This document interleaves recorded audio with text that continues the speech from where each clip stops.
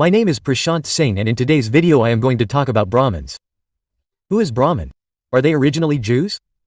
If Brahmins are Jews, then how did they come to India? Why was there such closeness between Brahmins and Muslim rulers? I am going to tell you everything in detail in this video. So let's start the video. So first of all, let me tell you that the information that I am going to give you in this video, I have taken it from these 3 books and some more. If you want to read these books, then their links will be given in the description box of the video. So you can read them by ordering from there. So first of all, let's talk about Brahmin. Who is Brahmin? Because Brahmins have been mentioned in Jainism, Buddhism and Brahmanism, and their definition is different in every religion. So who is Brahmin in reality? Understand that according to each religion. According to Brahmanism, the word Brahmin is from Sanskrit language. This word is very ancient. According to the Vedas, the work of a Brahmin is to study the Vedas, perform yajnas, impart education, and being knowledgeable about Brahma is the identity of a Brahmin. According to the Gita, a Brahmin is one who has attained knowledge of Brahma along with self-knowledge. He is a Brahmin who is supreme in the spiritual class. According to Jainism, a Brahmin is one who does penance and sacrifices. He is considered a Brahmin. And according to Buddhism, a Brahmin is a person who has renounced all passion, hatred, attachment, illusion, enjoyment, luxury. He is a Brahmin. That is, Shravan is called a Brahmin there. In the present time, Brahmin is a caste, and a person born in a Brahmin family is a Brahmin. Whether he is evil, a rapist, dishonest, or a criminal, he is a Brahmin in every situation, and he will remain a Brahmin till death. This is the current situation, but this did not happen in ancient times. Brahmins were called very accomplished men. So you people must have understood what a Brahmin is? A very important topic starts from here. So it is written here that no son or daughter of Israel has set foot on that land till now. Mary, the mother of Jesus Christ, is talking to whom in fear? She is talking to a prince from Taxila. His name was Rav Anna. So Rav Anna says that it is not so, mother, dearer than the mother of Jesus Christ. In the times of your famous King Solomon, Jewish settlements were established along the entire coast of Malabar. There is Sanag, where your son will find the devotees of your God Jehovah. There are 2 biggest centers of Jewish religion and culture in India. The first is Kochi, the second is Kodungor. It is written further that in the texts of Torah, there is indeed a description of the Jews sent by Solomon to the east, that is, the Jews sent to India, and the description of this has been mentioned in the Torah. What is Torah? It is a text of the Jews. This is mentioned in it. History is written in the Torah. The second wave of Jewish tribes came in the era of the imprisonment of Jews by the Assyrians after the end of the northern domination, when many captive Jews from the 10 tribes were sent to the east. The Assyrians adopted the policy of mixing nations in their empire, a policy which the Iranians and Alexander the Great had already tried. The third wave came when Nebuchadnezzar destroyed the temple and the southern sultanate suffered a defeat. At that time, thousands of Jewish traders and artisans settled in China. That is, they settled in India. What is the fact worth noting here? When the discussion of 10 tribes among the 10 tribes has come up here. Once I had also told you that the description of the Dashrag war which is found has no connection with India, and it did not happen here. Its description is already present in the Jewish texts. Right now I will not give you much information on this subject, but when I will make a video on this subject, then I will give you detailed information. As it is taught in our history that the Dashara war took place in India because it is mentioned in the Rigveda. That is why they believe so. It is written here that Jewish and Greek history is taught there. It is natural because the professors teaching are Greeks and Jews. Rao Anna smiled. You will be surprised to know how far the Jews and Greeks have reached in India. Takshila is on the border slopes of the Pir Panjal mountain range. Kashmir extends beyond its eastern slopes. This Rao Anna was the son of Gandhidaphoros, the king of Takshila at that time. He is saying that how far the Greeks and Jews have reached in India. You will be surprised to hear. And the Jewish and Greek texts of that time were taught in Takshila. And these were being taught since the time of Alexander. When Alexander came, he had conquered the area of Takshila. From that time onwards, the history of the Jews and the history of the Greeks and their religious texts had started being taught in Takshila. It was the main stronghold of Buddhism. But apart from Buddhist scriptures, Jewish and Greek history had also started being taught there. It is written here that there is a mountain above Srinagar on which there is an ancient tumulus which is called Takht-e-Sulayman, and an exact replica of Solomon's throne of Jerusalem is in Srinagar, the capital of Kashmir. As I have told you that initially the Jews who came to India settled in Kashmir itself. Some came and settled in Sindh, and when they came the second time, they settled around the coast of Malabar, and the third time they came with Alexander. It is written here, was Greece spread till here? So Rao Anna answers. Of course, it was spread till your Palestine also. Greek culture had reached here after traveling such a long distance. King Euthydemus and his son Demetrius crossed the Hindush Giripand and entered Punjab on the Giripith of Kashmir, where they established the Indo-Greek state which ended just 70 years ago. Here the name of the Euthydemus and the name of Demetrius have come up, who were Yavanic kings, and it was through them that the Greek state was established in India. I have made many videos on this too, and if you read the history of India after Emperor Ashoka carefully, you will understand many things. You will also understand what is Hinduism? What is Buddhism? When were the scriptures of the Brahmins written? Who are the Brahmins? Where did they come from? You will know everything. The history that we read these days is only taught to confuse us so that questions arise in our minds and no one is able to answer those questions. So Jesus Christ asks Rao Anna that why did the rule of the Greeks end? So Ravana answers this because what the last Greek emperor Menander did was that he accepted Buddhism. But the influence of Greece was very deep in that region.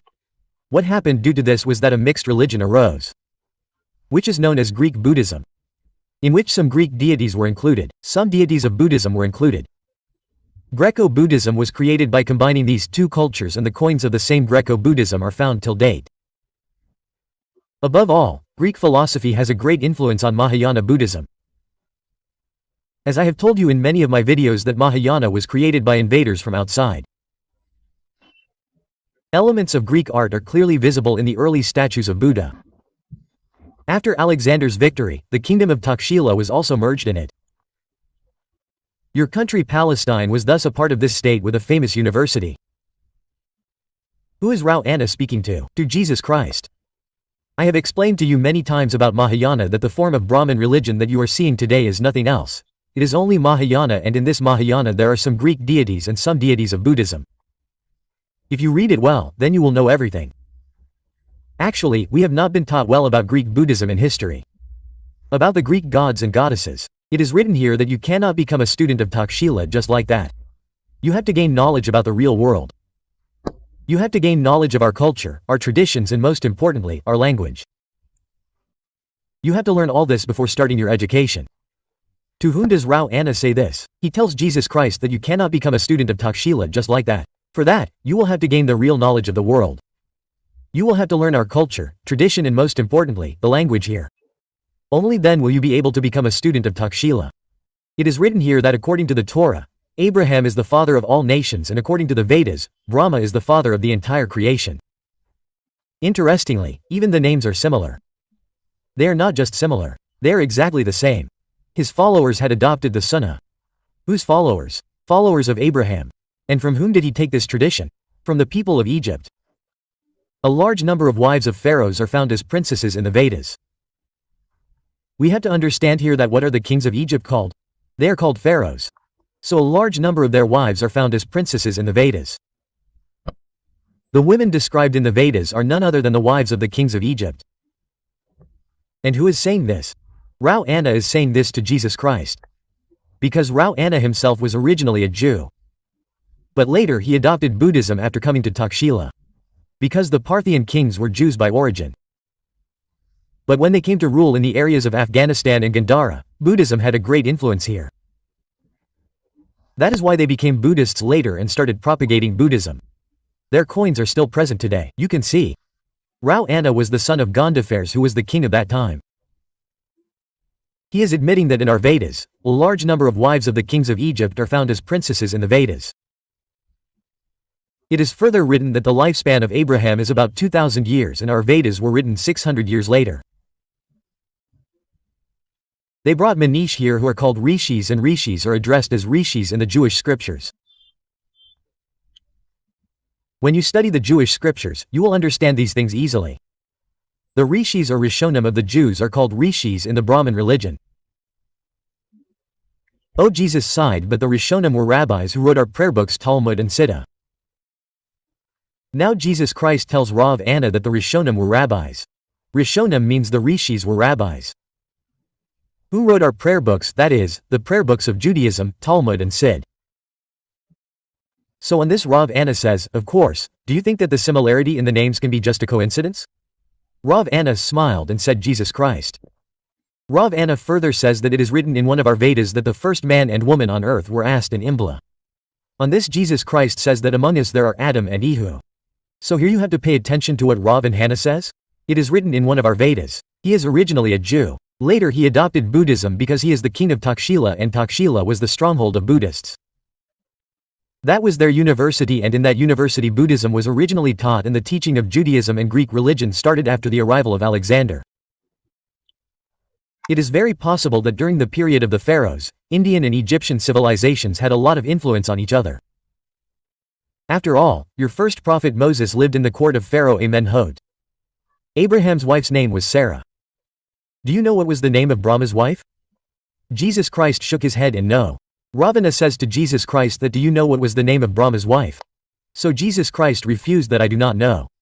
On this Ravana says that Sarah was actually Saraswati. But the word Swati is only the second part of the name and it means companion or wife. So Brahma and Abraham, both these people are the same.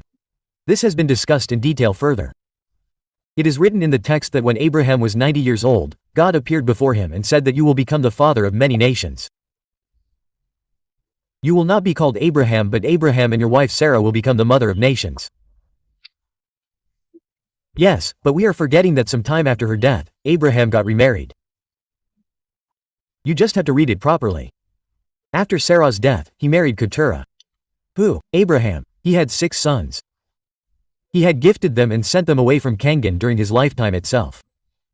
It is clearly written in the book of Moses that you people will go to the eastern country. Jesus did not say anything. He was not able to speak. This was enough in one go. Ravana accepted. Well, one last thing I want you to write Abraham's name in Hebrew. Ravana tells Jesus Christ to write Abraham's name in that language. He further says that we do not use vowels in Hebrew and if A is removed from Abraham, then what will be left? Brahma. That is the name of the father of all Indians? Brahma, so how will you write Brahma's name? Jesus Christ was looking at him in surprise. I had given you more information about this in a video, in which I taught you about Jesus Christ. There is a lot of difference in the Hebrew language of today. But the ancient Hebrew language is different. And vowels were not used in ancient Hebrew. This is what is said here that if you write Abraham's name in ancient Hebrew, then vowels are not used in it. So when A is removed, Brahma remains. The Brahm is the same Brahma. Now you people look at this. This is the casket of Kushan dynasty King Kanishka. In the middle of it, you see Buddha sitting. On one side Indra is standing with folded hands and on the other side Brahma is standing with folded hands. Because both Indra and Brahma were not able to overcome their lust. So here in terms of knowledge, Buddha is far above both. That is why both are praying to Buddha. Here the question is not of age that Buddha was born later. Indra or Abraham or Brahma was born first. Here the question is of knowledge. The one who has more knowledge is superior. Whether his age is younger or older. It is written here that according to the oldest theory, Solomon sent the Jews to India. According to the second, they are those Israelis whom Nebuchadnezzar dragged to Babylon. And according to the third theory, they were the soldiers and slaves of Alexander the Great who stayed back there. There is little clear evidence of who came to India during Solomon's time and who did not. But many people came to India during Alexander's reign. Clear evidence of this is found even today because after this, coins of the tradition of Greek Buddhism were found even today.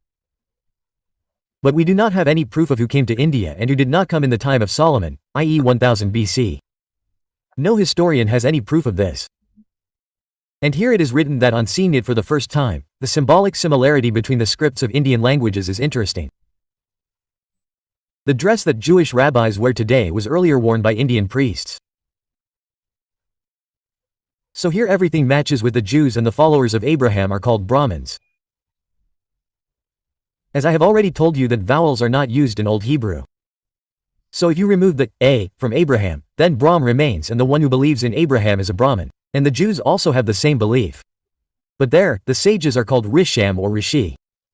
Sometimes you might have seen such words as Rishi and Muni. Rishis are Jews, then who are Munis? Munis are people from the Shravan tradition. The ascetics of the Shravan tradition were called Munis. The hatred that has arisen between religions these days is not visible in the olden days. People used to take knowledge from each other. So, in ancient times, a closeness is seen between the Jewish tradition and the Shravan tradition. That is why a word Rishi Muni was created. So, from here you must have understood that the scripts of Hebrew language and Indian languages have a lot of similarity. It is written further that to take revenge for the destruction of Athens by the Persian Emperor Cyrus, Jesus met the sages Hos, Linus and Maris in Persepolis. That is, Persepolis is a city in Iran. When Jesus Christ went there, he met the sages there. Hos, Linus and Meru. From here also you can understand that the Rishi tradition has come to India through the Jews. First the Jews came and settled in Iran. After Iran they came to Afghanistan. After Afghanistan they settled in India, and many things match with the Jews. It is written further that they debated on the legacy of Zarathustra, the first founder of the monotheistic religion of the Rishis and the philosopher of good and bad deeds. That is, they debated on the legacy of those who were Zoroastrians. Very good information has been written here. After the hall there was a library where they used to make copies of the Holy Scriptures. The most important among them were the booklet of self-control and the code of the community. The residents of the monastery used to call themselves Suryaputra like other Jews. Nowadays some people in our country say that we are the sons of the sun. We are Suryavanshi. Jews also used to say this because Jews also used to worship the sun. Nowadays the customs of the Jews have changed a lot. Here I am talking about the ancient Jews. Many things have changed nowadays. The Gotra system is also found in Jews, and those who are called Rishis in our country are called Rishis or Resonims. The most important example I would like to give to you is that if you are asked if there is any archaeological evidence of Brahma in India, the answer is no. You will find it in the region of Afghanistan. The second question is if you are asked whether any evidence of Indra has been found in India, the answer is no. So where is the oldest evidence of Indra? In Asia Minor. It is not in India. The evidence of these two gods in India is found under Buddhism. When Greek Buddhism was prevalent in our country, their idols were made at that time. Here I show you two caskets. This was found from the Buddhakara stupa, and this is the casket of Kanishka which I have already shown you. Buddha is standing in the middle and around him are Brahma and Indra, the skeletons of both. You can look at them carefully. You can read about them and also gain information. Apart from this, no evidence of Brahma is seen in India. Even if it is seen only under Buddhism, and initially the Jews who came to India remained under Buddhism only. Later, after the reign of Harshvardhan, we gradually see a change and the signs of a new religion start appearing. I will talk about it later, and it is said here that there is a tomb of Moses in Srinagar. But in reality there is no tomb of Moses in Srinagar. When the Jews came here, they built the tomb of Moses in Kashmir as a memorial. That is what is being discussed here. It is written that it is of the father of the Jews, that is Moses. Is that person so important to you? He is the leader of the Jewish tribes. The pioneer of the 10 Commandments of the Bible, and perhaps he is also the father of the Indians. The same person of the Indians who defined Hindu law ages ago. That is Manu Gandharvas nodded in agreement. The name of the Egyptian lawgiver was Manes. The Greek one was Minos and the Jews had Moses. Are the names not too similar in any way? Interesting. The emperor admitted that unfortunately Manu and Moses have one more thing in common. They strengthened the dictatorial power of the priests, and this is true. Manu is the same as Moses. Moses is the same as Manu. I have made a video on this too. During the reign of Cyrus, the king of Iran, who conquered the Babylonians, the Jews who were captured there were allowed to go. Some went back to their homes. But some Jews came to the eastern countries, i.e. India and Afghanistan, and who were they? They were Bani Israel. They were from the tribes of the sons of Israel. They came and settled in this area. This is the distorted name of the shepherd tribes settled here. We have forgotten the language of our ancestors, but we have adopted their religion. Many people already know about the Israel tribes, and probably the first Jews were the ones who came and settled in India. But during whose reign did they settle? Cyrus was the king of Iran. They came and settled during his reign. The followers of Sama tradition were already present in Kashmir. He allowed the Israelites to settle in Kashmir. After this Heracles also came to India. But these people were not able to show their influence. The most influence was shown by the Greeks who came to our country after Alexander and settled here. It is written here that the construction of this temple was started by the great King Solomon, who once came here during one of his exploration trips with King Hiram Abif of Phoenicia. When their light paddle boat reached the upper Jhelum, they came here via its tributary. Before the king's arrival, this hill was named Justavara and it was dedicated to the sun god. Now I will give you information from this book. Its name is Descendants of Buddha. You people have to keep in mind the fact that after Emperor Ashoka, invaders came to our country. Yavanas, Shakas, Palubas, Kushanas, Huns. When Yavanas, Shakas, Palubas came to our country, they were originally Jews. But when they came to rule Afghanistan, they had to bow down to Buddhism and most of the kings accepted Buddhism. And in this way a new culture was born which was called Greco-Buddhism. You have to keep this in mind here and the further information I am going to give you through this book. And you people have to pay attention to whatever I have highlighted. Clarifying this further, Bhagwat Sharan Upadhyay has written that Shankar used the principles of Buddhist philosophy against the Buddhists and as a result he himself was called Prachand Buddhist. This means that Shankaracharya used the knowledge he had acquired from Buddhist philosophy on the followers of Buddhism and this is the reason why he was called Prachand, i.e. hidden Buddhist. But for some time, the combined efforts of Shankar and Kumaral astonished the Buddhists. Kshatriyas, i.e. the ancient republican Kshatriya castes, kept watching silently. The power of Brahmin society increased due to another reason. They accepted the new arrivals like Hun, Ahir, Gurjar, Jat etc. as Kshatriyas by taking them under their wing. The Brahmin community. For this, some yagya rituals were organized. The emergence of Agnikul Kshatriyas of Mount Abu was the result of this new system. Many Rajput clans of today became new Kshatriyas and it was also appropriate for them to become Kshatriyas in Abu itself on the idol of Rajputana. Still, this new power could not make the Brahmins more powerful. Because now the field of war had completely changed. Now their war was not against the Kshatriyas, rather their and the Kshatriyas' joint effort was against the Buddhists who were now neither Kshatriyas nor aristocratic clans, that is, the ancient republican Kshatriya castes who were now living as their great identity through the tradition of their totem. I have already told you about this that after the reign of Harshvardhan, the Greek Buddhism that was prevalent in our country started changing in a way because the propaganda done by Shankaracharya and Kumaral Bhatt had a great impact. After this, the invaders who had come from outside to Mount Abu were purified and were given the status of Kshatriya. And why was all this happening? All this was happening against those Buddhists who were present in India as a majority. And even today if you go to Mount Abu, you will find fire pits there. It is written further, thus the Kshatriya Varna is the second class of the Aryan system. The ancient non-Aryan kings were called Kshatriyas according to the Aryan religion.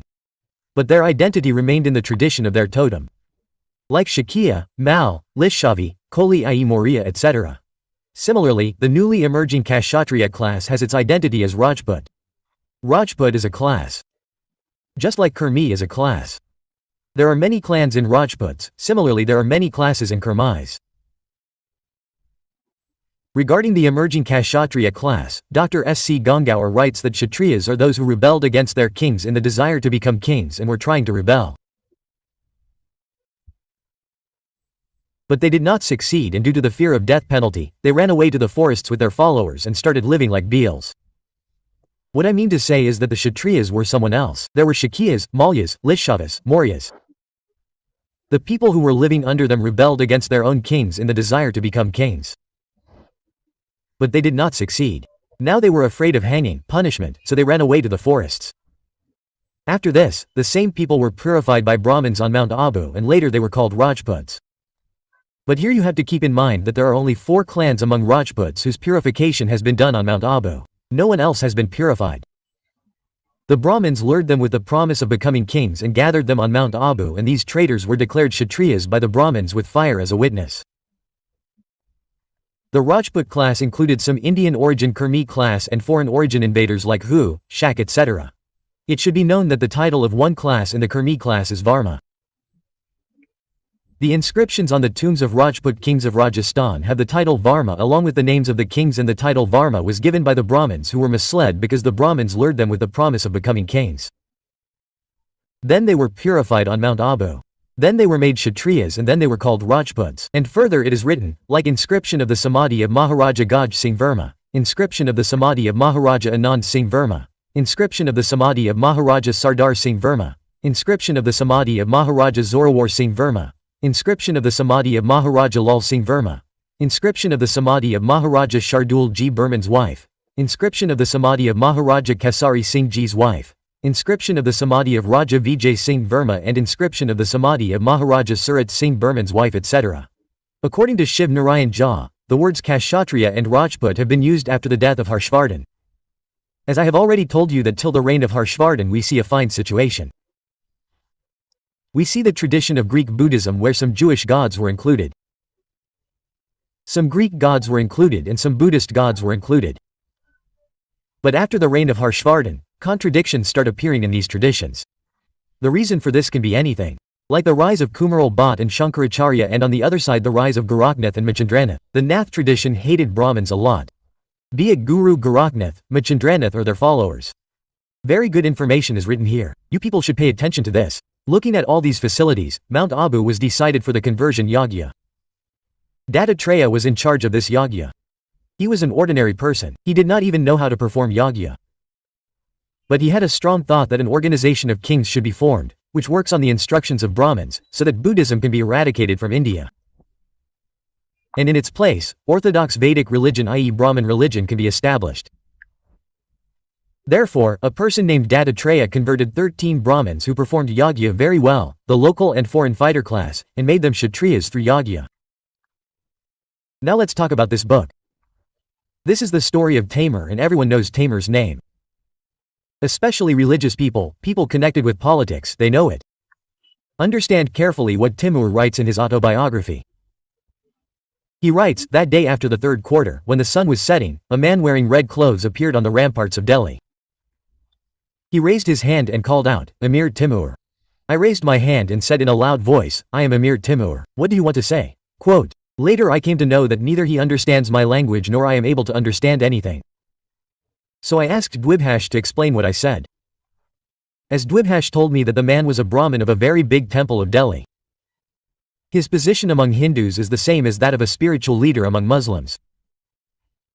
I told Dwibhash to ask him what he has to do with me. Dwibhash talked to that Brahmin for some time. Then he told me that the Brahmin is saying that I should forget about this city. Otherwise I will have to bear the punishment of Brahma. I asked who is this Brahma and how will he punish me? The Brahmin replied, Brahma is the power that created the earth, sky and man, and you are also under Brahma. I asked, how will he punish me? The Brahmin replied, if you do not leave this city, your lifespan will be reduced. The fact worth noting here is that at that time Delhi was ruled by Muslim kings. But who came to save him? A Brahmin. Who was Timur attacking? A Muslim king. At that time the Tughlaq dynasty was ruling when Timur attacked Delhi. Here this question arises again and again that a Muslim is attacking another Muslim. He is looting him. But who is coming to save him? A Brahmin. I will tell you what is written further in this book. Here you have to understand very carefully.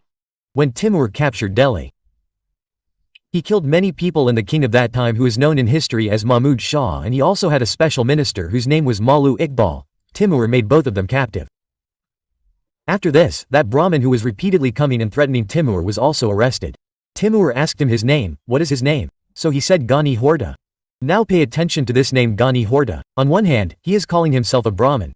But Brahmins do not have such names. Ghani Horda. This means that at that time, Iranian Jews also started calling themselves Brahmins. Like today in our country, no one calls himself a Jew. But there is a lot of sympathy for the Jews. If something starts happening in Israel today, there is so much sympathy that people leave their work and go to Israel, because they know very well that they are our ancestors. We have a blood relation. But they do not accept this thing openly. They do not accept openly that we were originally Jews. After coming to India, we created a separate religion. So from here you must have understood that Ghani Horda seems to be the name of Iranians and Jews. Not of any Indian Brahmin. The Brahmin community in our country is of three types. The first Brahmin is the one who is Indian and whose complexion is dark or black. The second Brahmin is the one who is Jewish, and the third Brahmin is the one who is related to Iran and Greece because the Greeks had conquered Iran during the time of Alexander. So some Greeks had settled there too. The same Greeks came and settled in Afghanistan. The same Greeks gradually came and settled in India. So the Brahmin community in our country is of three types. Indian Brahmin, Jewish Brahmin, Greek Iranian Brahmin. So you have to understand the information given here very well. Dr. Vernier's visit to India. Dr. Vernier writes in his travelogue that the Mughal emperor, despite being a Muslim, does not interfere in the old customs of the Hindus. He can do as he pleases. And on such occasions, the Brahmins used to offer 1 lakh rupees to the emperor. According to that time, 1 lakh is equal to 100 crores today. And what is given to them by the emperor? Some clothes and an old elephant are given. So why did the Brahmins here entertain the Muslim rulers? You will get the answer to this in Timur's travelogue. It is written in Timur's travelogue that the Iranians came and settled in India and the people who helped them were the Khiljis. Khiljis had settled them. Khiljis had given them jobs in their empire. That is why they were grateful to them. That is why they used to give them a gift of 1 lakh rupees on every occasion, and in return they were given an old elephant and some clothes by the king. So from here you people must have understood this much about the Brahmin society, that there are 3 types of Brahmin society in our country.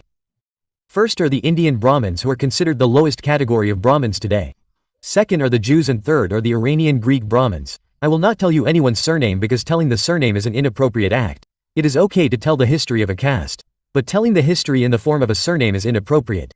So here I will not tell the surname. So I hope you have understood the history of Brahmin society. And if you want to read these books, then their link will be available in the description box of the video and on the channel's Telegram. So you can read them by ordering them from there.